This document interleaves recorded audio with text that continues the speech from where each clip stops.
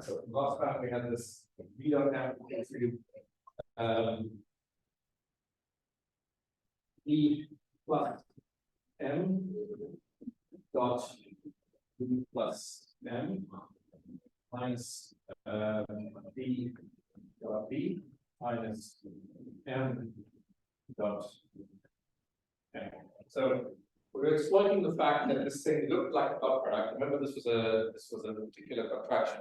It was a half V alpha beta M alpha beta, right? So it involved a particular type of sum, but I said that we could use the fact that I could write this sum in terms of so these were objects that were antisymmetric in two indices, and I could trade the antisymmetric two indices for a single index object, in which case this dot-like product is an actual dot product between two vectors. And this was especially clear in 3 dimensions, where we could utilize the fact that we trade the rank 2 tensor, or 2 forms specifically, rank 2 antisymmetric tensor for a vector. Okay. So then I said, okay, now let's pretend that this actually is a dot product. Okay, what I know I can do with dot products is if I have two vectors, V and M, then if I add these two, then V plus M dot V plus M is just V dot V plus M dot M plus 2 M dot V, or rather M dot V plus V dot M. Okay. So now I can use that fact to rewrite this guy in terms of the dot product between objects. I've got 3 objects to think about, right? I've got V dot V, V squared if you want, M dot M, M squared, and V plus M squared, right? Each of these guys is some set of scalar. I'm taking the dot product between itself. And each of these guys is what we call the quadratic Casimirs. The algorithm. So these are quadratic Casimirs, and we call this guy C2, 2 for quadratic. We got M. This is P2 of V, and this is P2 of M.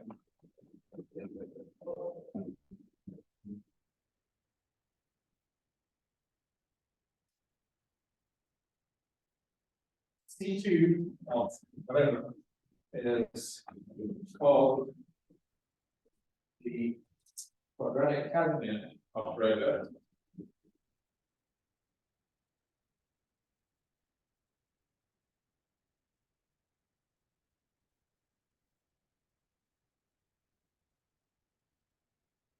Has lots of really nice properties that we will exploit in what follows. As I mentioned last time, for those of you that are more mathematically inclined, care about this. These quadratic Casimirs are special elements of the universal inverting algebra of the associated Lie algebra. There's a set of objects in the Lie algebra that commute with all generators, all of the other generators of the Lie algebra. So if I give you some object and I claim that it's a quadratic Casimir, the first thing you should do is you check that this thing commutes with all of the generators in the algebra.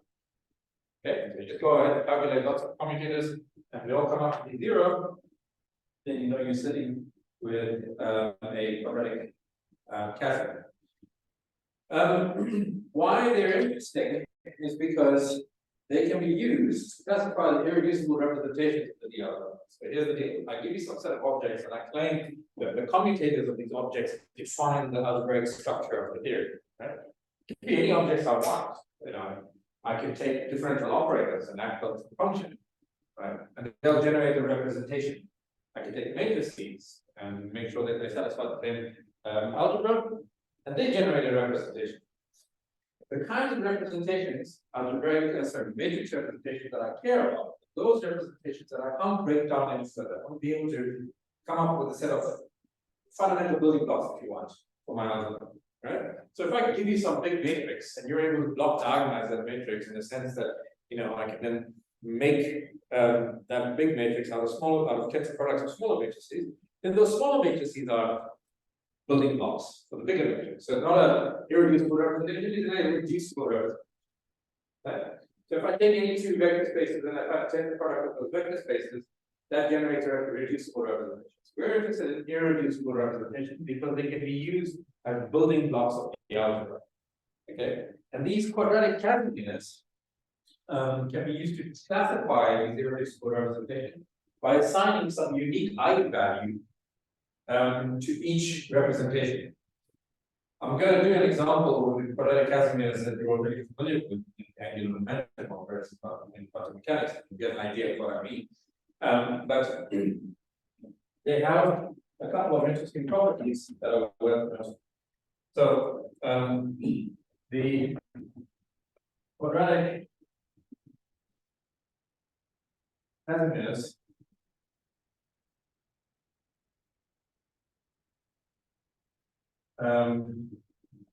assign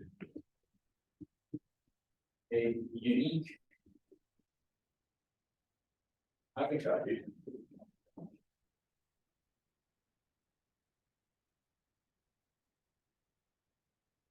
each representation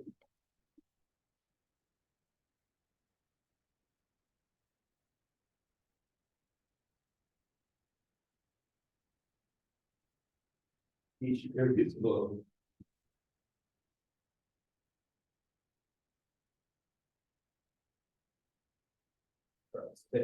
which allows us to classify these representations.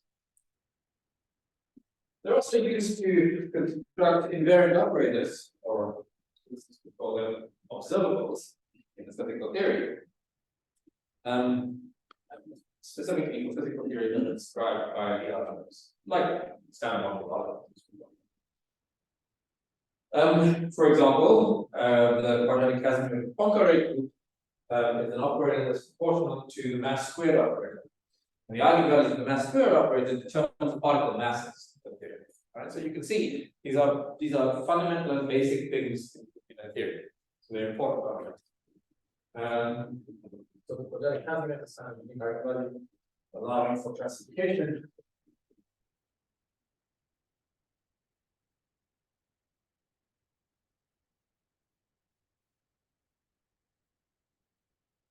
There are useful representations.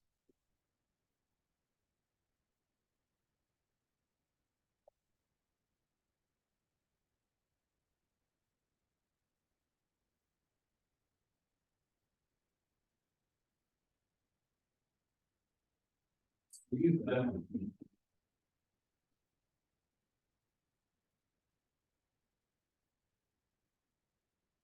Start.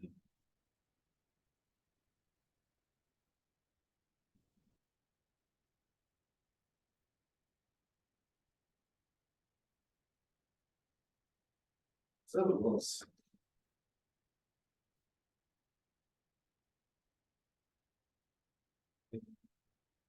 Seriously, start by the other.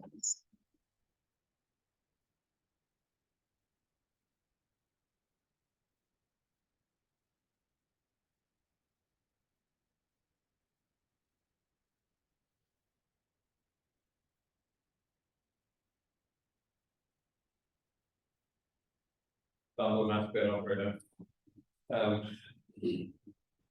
Is the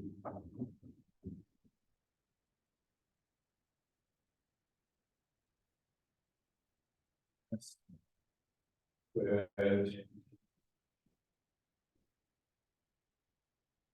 operator.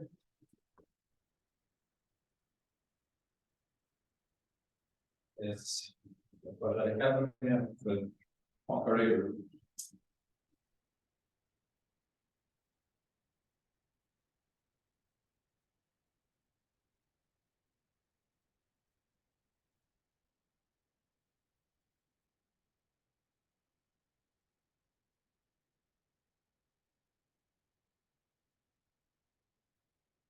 Perfect. What's the operator?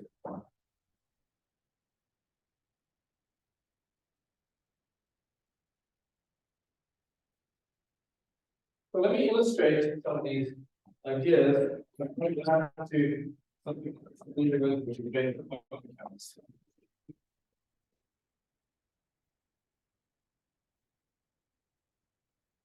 So there, you would have learned that the generators of SL3 are nothing but the angular momentum operators. So in this appendix, that is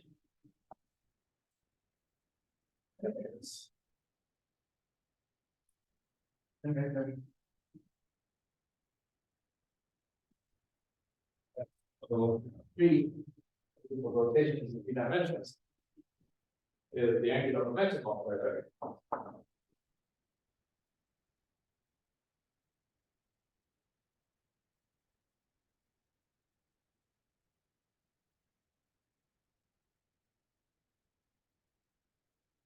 L. And the components of L are really related to this object that we define, V alpha beta, as follows.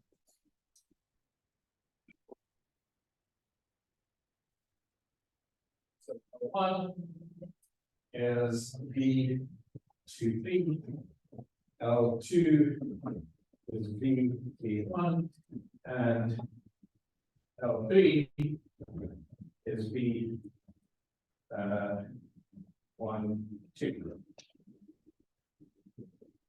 So really everything I'm about to say, everything you've learned already in quantum mechanics, but I momentum can be called in the language that we're working with V's and M's. But keeping this in mind.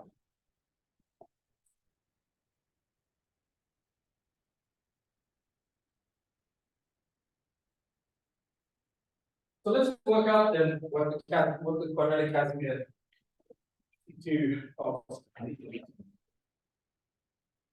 so the quadratic Casimir operator of V is just V dot V, where this is our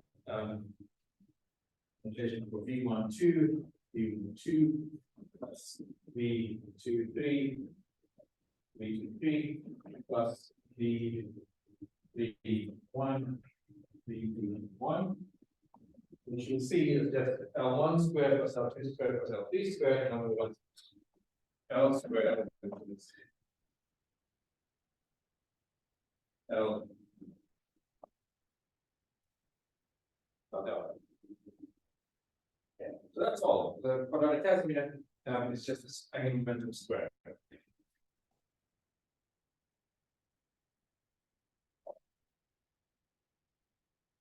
So also in your quantum mechanics course, you will have shown that this operator L squared commutes with all the individual components of L. In other words, commutes with the vector L itself. So moreover,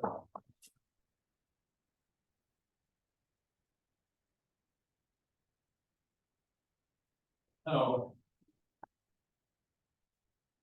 that L squared commutes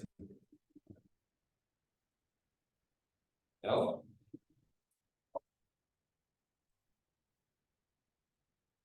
Or another way of saying the same thing. Generally,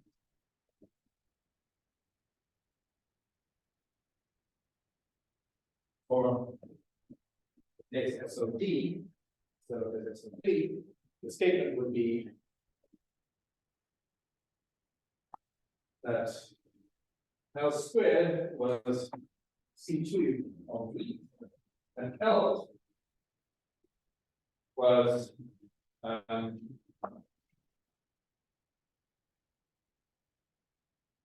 the other thing. So the more general statement, the more general than the SOP that you learn about quantum mechanics, is that the quadratic Casimir commutes with all the generators of the SOD. Okay, so remember that these guys are the generators of the vector representation of SOD.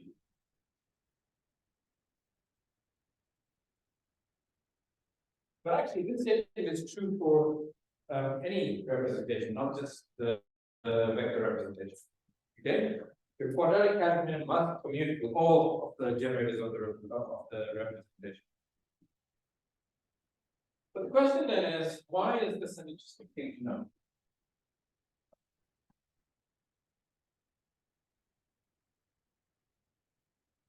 To see why equation 1, we did it 1, is so important, let's go back to the SO3 case and remember some facts about angular momentum.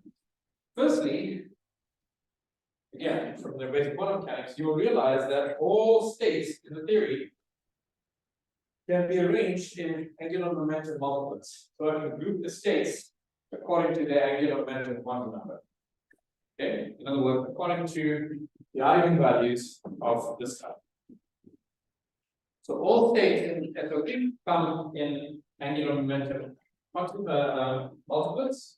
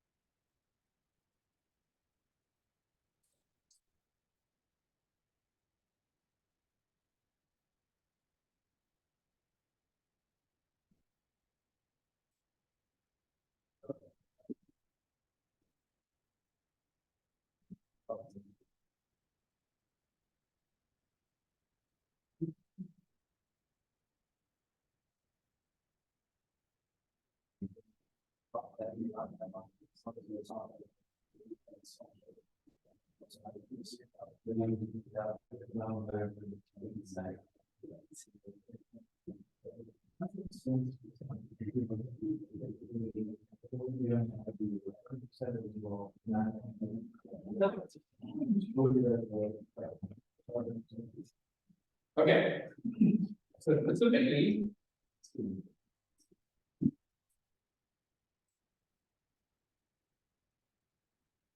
for the multiple of angular momentum L,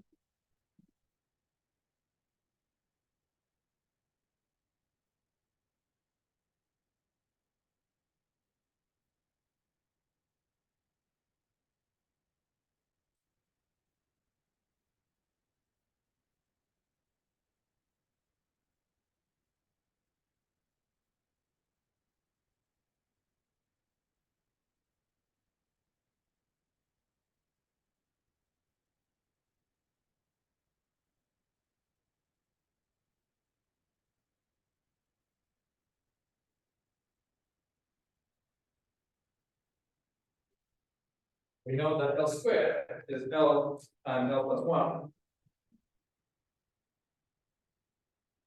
L squared is L times L plus 1. I wanted to tell my take a look. It only came now, and so I don't know. But that's not a funny part. Funny part is my wife hates to pay for special shipping. So it's tries to optimize shipping whenever possible. And I paid express shipping to come, so that I could have it for today.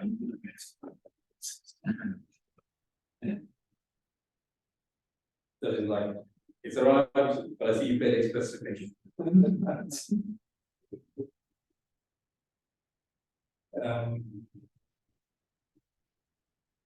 Okay. So what this means is that every single state in this multiplet will have the same eigenvalue of the L squared operator, L times L plus 1. Okay, that's what the statement means. And then we can label states in the multiplet.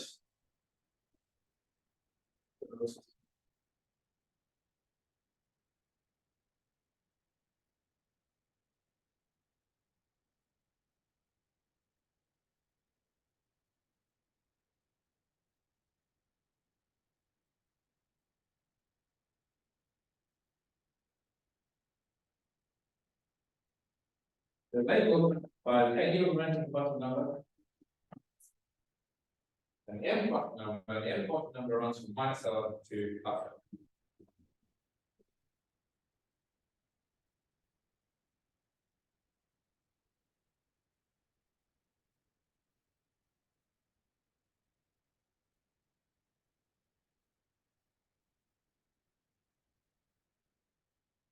And it's the spinning quantum number that disambiguates between all these states that have the same L quantum.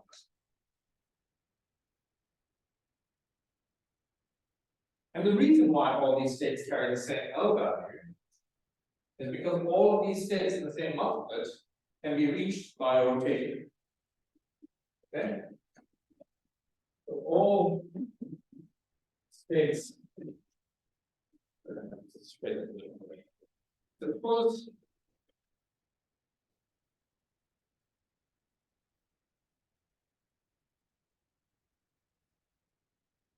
phi is a state in the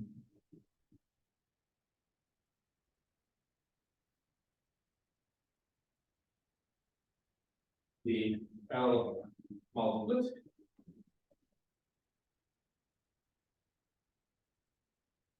Then following is true. We know that it has angular momentum L, which means that eigenvalue of L squared, L times L plus 1. So L squared acting on the side is L times L plus 1.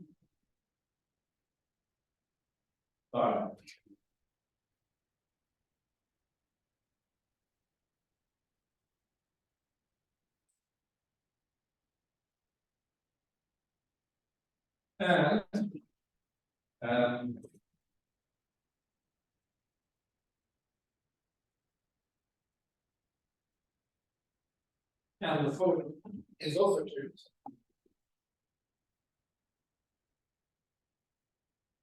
If I take psi and I rotate it by some angle theta, then the rotation is given by the I theta dot L. So this is a rotation by angle theta.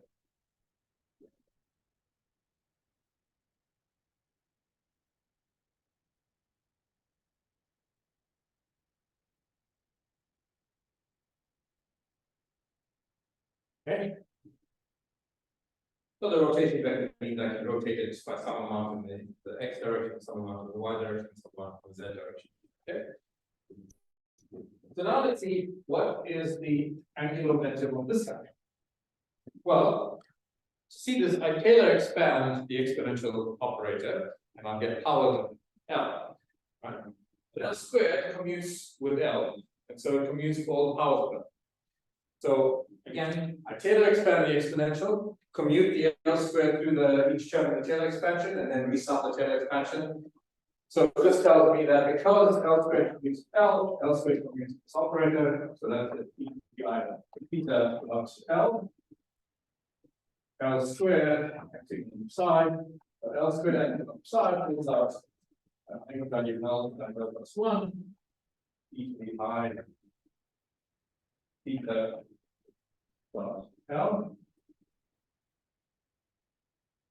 And that is the rotated state. In other words, if psi lies in the multiplet with angular momentum L, so too does any rotation of psi. Okay.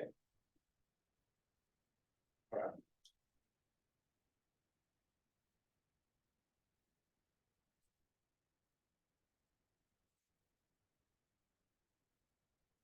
So key to this statement here, that any state that lies in the same angular momentum multiplet can be reached by a rotation.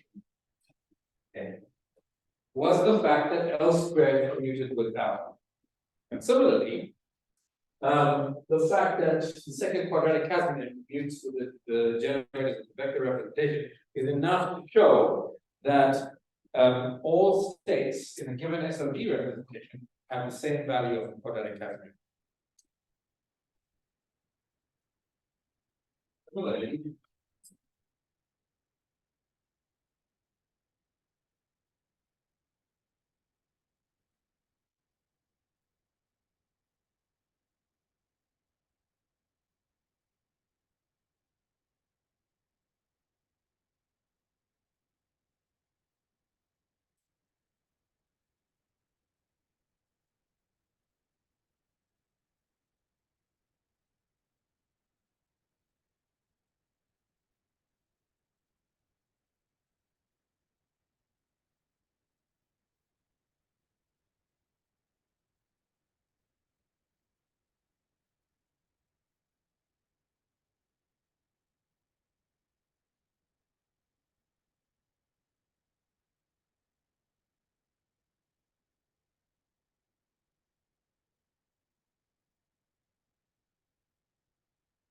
So this was to refresh your mind about angular momentum and straight in the language that we were using a lot.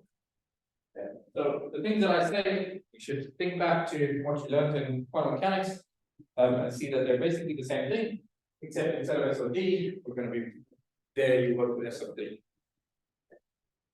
So now you just let S of D equal that D equal to D and doing that. So now let's go back to the problem at hand, which is we're trying to find bound on epsilon naught, where epsilon naught is a possibly finite lowest value for the scaling dimension of an operator like CFT. The bound on epsilon naught comes from the most negative eigenvalue of this matrix A mu that we wrote down last time.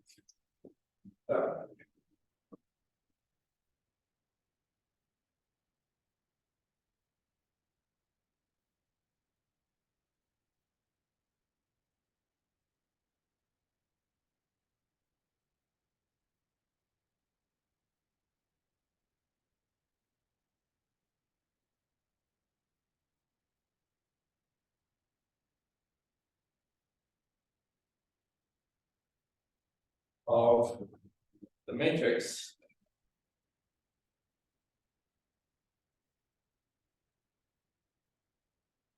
A mu was psi j minus I m mu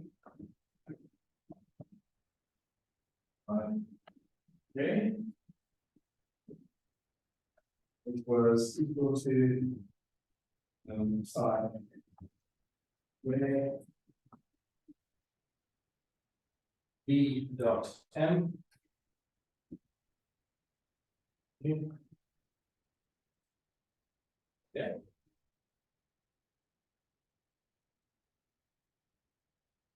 And said if you expect the term of the quadratic Casimir, so this would get a half of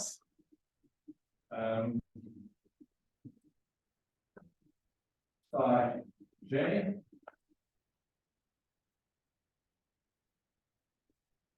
d2 plus m minus d2 of b minus d2 m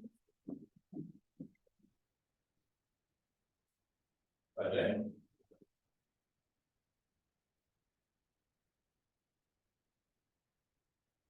Equal to d2 of b plus m minus d2 of b minus c2 m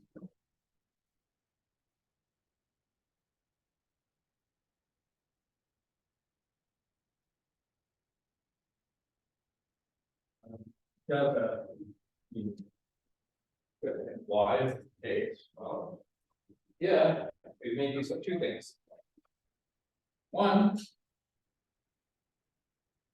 is that when we set up these states with eigenvalues with shared epsilon naught,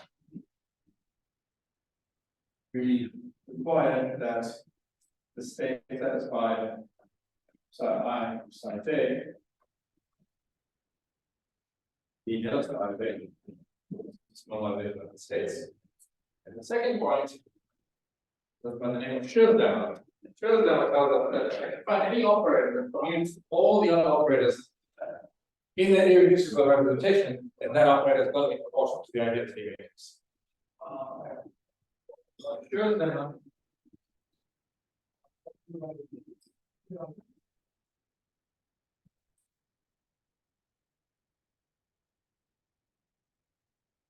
says that any operator that commutes with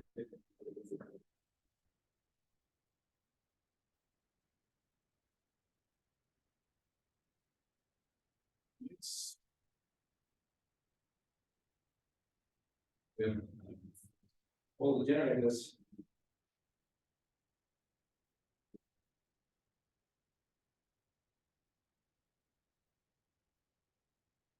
of in an irreducible representation must be proportional to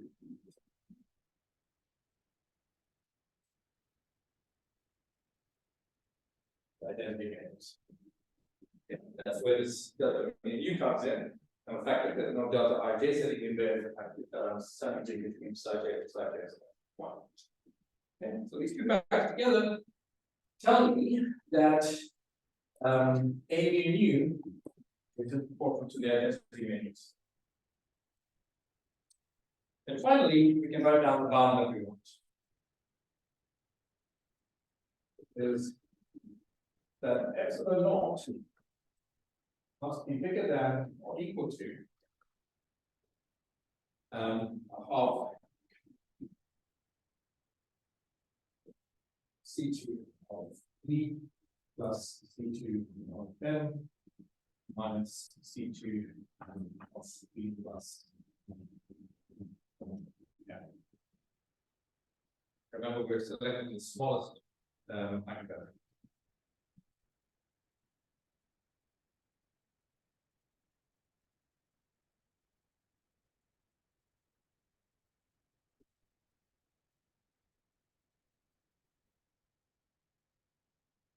All right. So what have we shown? We've shown that well, we're starting to get an idea that all of the representations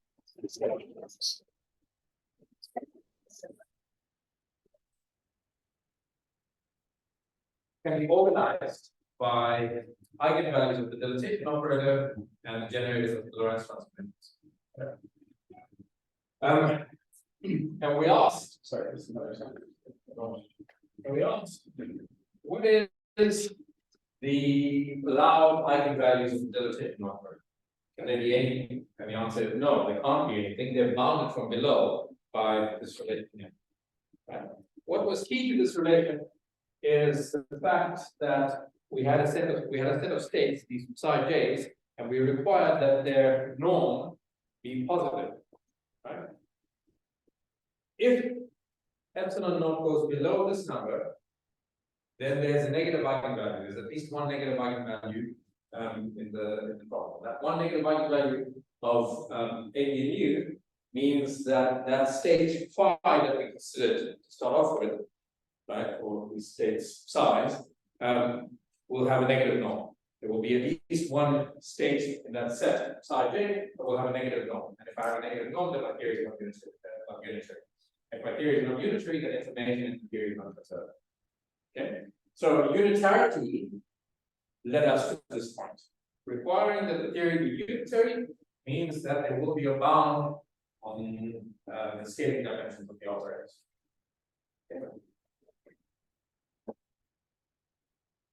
Okay. Good. So now we can take a look at how the irreducible representations of the conformal field theory are organized. To be concrete, I'm going to take D in the SOD be D equal to 4. We'll see what we can learn from that, and we'll see what's universal. So the question is, how are the irreducible representations of conformal field theory organized?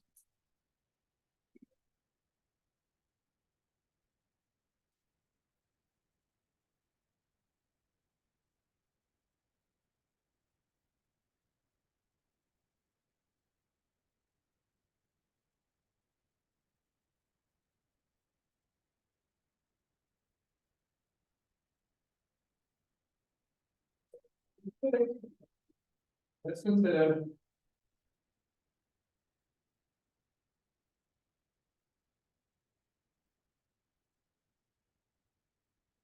D equal to 4. That's a concrete example. D equal to 3, we know this is just angular momentum. Let's see what happens if D equals 4. So here we've been talking about SO4 of 4 by 4 orthogonal matrices with unit determinant. And this group is isomorphic to SU2 plus SU2. Show this by any means what always respect the advanced algebra, whatever they call it, and you will have shown some relations like this.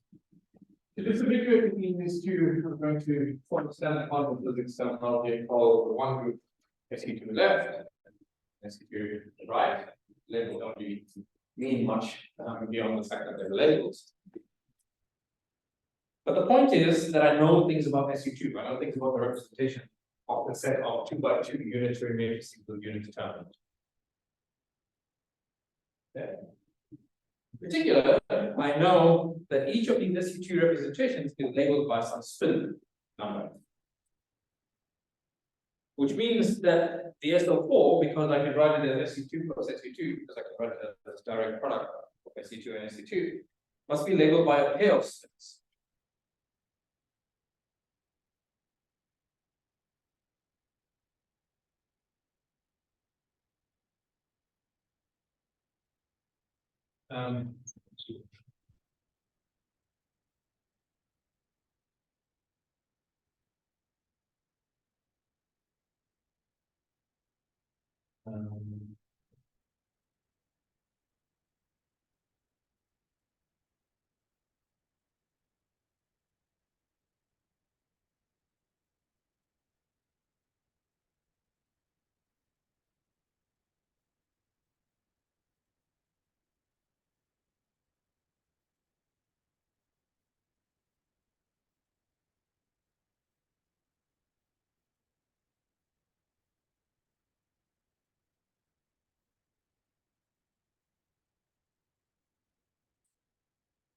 Pair of spins. Okay, left. Okay, right. Corresponding to the 2 different SU2s. And these guys, again, allowed to be 0 or a half positive integer or positive integer.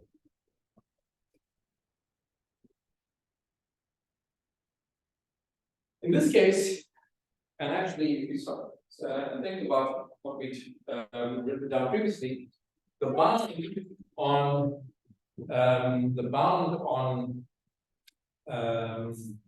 the scaling dimension is just that the scaling dimension is greater than or equal to some polynomial in the labels, right? Some function of the label. So the bound here becomes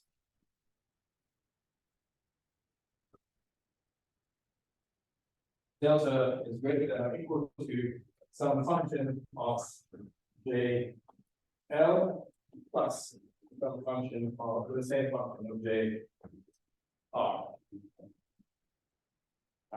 And these functions satisfy the property that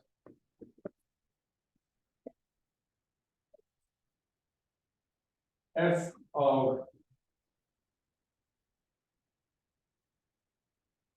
naught is naught, and f of j is j plus 1 for j bigger than naught.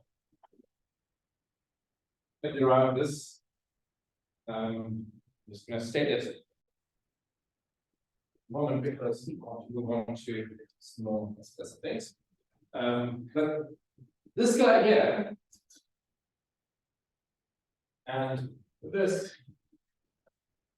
are examples of what you would see in the literature being called unitarity bounds, right, on the formal field theories. So if you're talking about unitarity bounds, we're talking about these bounds on the formal dimension of these operators as related to the eigenvalues of these quadratic Casimir operators.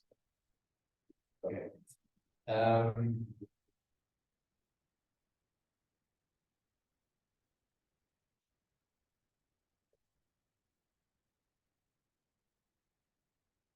So let me summarize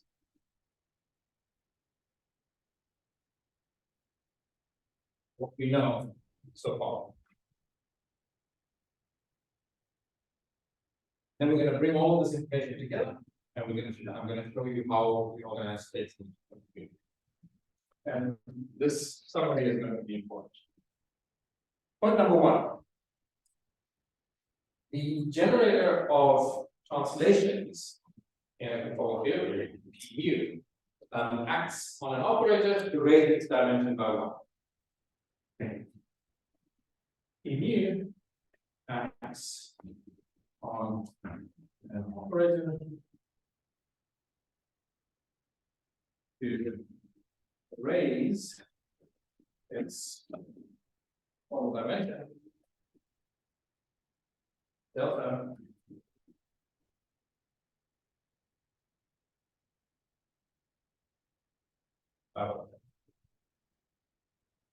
okay.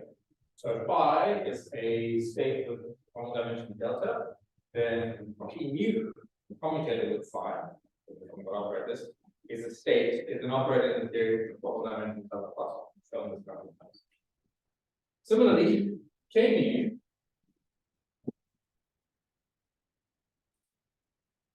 decreases the dimension of an operator by 1.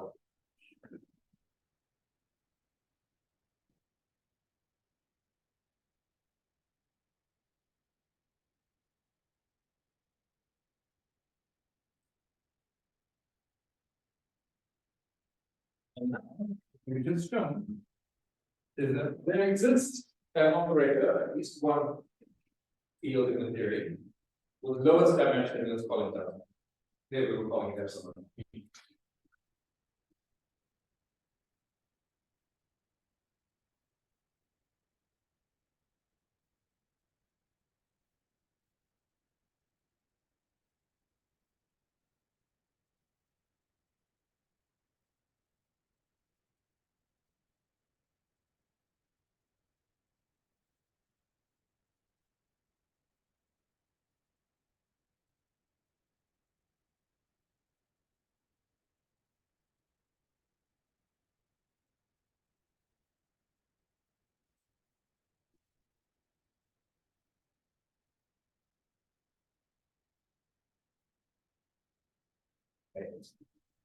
And if I put these facts together, it says that there exists some state in the theory such that when I act on that state, K mu I get 0.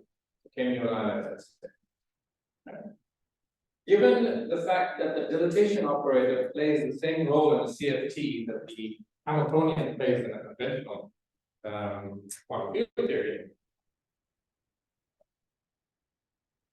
I can think of this particular state that's annihilated by K mu as some kind of ground state in the field. Okay. So if you go back to the harmonic oscillator, for example, there I had some lowest energy state, ground state. You don't have energy 0, but it's some lowest energy state in the theory. When I act on that state with the lowered operator A, I get 0. So that state by definition is the one that's annihilated by the ladder operator A. Right? A dagger, on the other hand, acts on that state to excite that state and give me a higher energy output.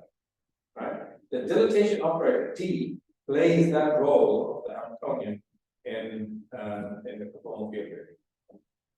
Okay. This state with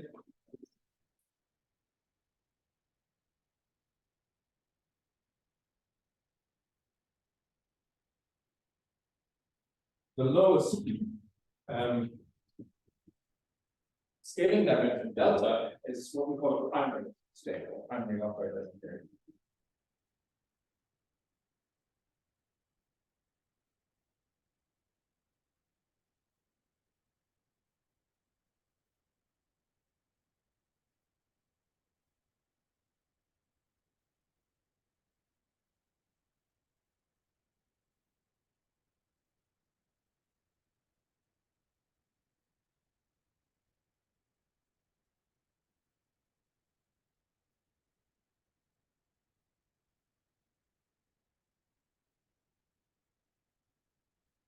These primaries are the basic building blocks in our theory. Once we know the primary operators, each conformal multiplet will have a unique primary.